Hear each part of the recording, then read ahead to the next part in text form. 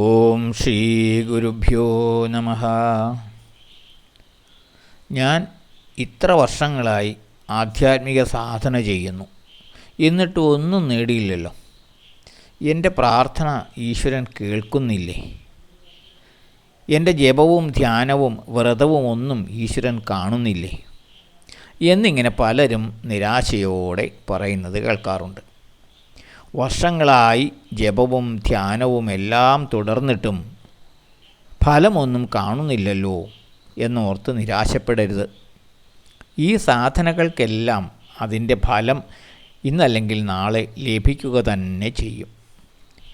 പുതിയ മൺചട്ടിയിൽ വെള്ളമൊഴിച്ചാൽ ആദ്യമൊന്നും ഒഴിക്കുന്ന വെള്ളം കാണാനുണ്ടാകില്ല. എന്ന് വെച്ച് ഒഴിച്ച വെള്ളം ഇല്ലാതാകുന്നില്ല, അതെങ്ങും പോകുന്നുമില്ല, അതവിടെ തന്നെ ഉണ്ടാകും. അതുപോലെ നാം വിമാനത്തിൽ സഞ്ചരിക്കുമ്പോൾ അത് പറക്കുന്നു എന്ന് തന്നെ ചിലപ്പോൾ നമുക്ക് തോന്നുകയില്ല. എന്നാലോ എത്രയോ കിലോമീറ്റർ വേഗത്തിലാണ് അത് കുതിച്ചുകൊണ്ടിരിക്കുന്നത്, നാം അറിയുന്നില്ല എന്ന് മാത്രം. ഇതുപോലെയാണ് നാം ചെയ്യുന്ന സാധനകളുടെ ഫലവും.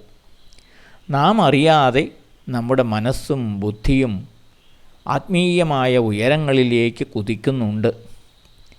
നിരന്തരം സാധന ചെയ്യുമ്പോൾ അത് അതിവേഗം നമ്മളെ ലക്ഷ്യത്തിലേക്ക് അടുപ്പിച്ചുകൊണ്ടിരിക്കുകയാണ്.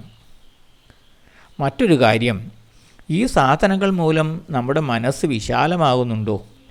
മറ്റുള്ളവൻ്റെ ദുഃഖം സ്വന്തം ദുഃഖമായി അനുഭവപ്പെടുന്നുണ്ടോ?